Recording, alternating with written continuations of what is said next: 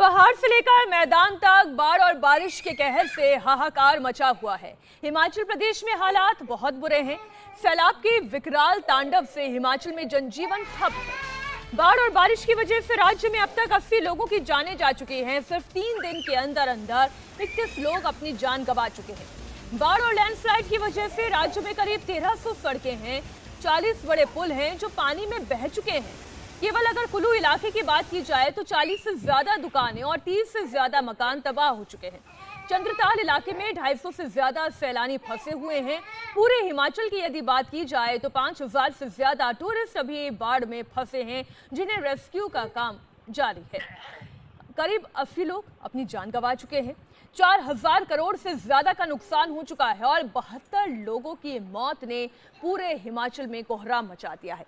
कुदरत के रौद्र रूप के आगे सब कुछ बेबस नजर आ रहा है। कार और ट्रक तिनके की तरह पानी में बहते नजर आते हैं। कई घरों की जल समाधि हो चुकी है। India TV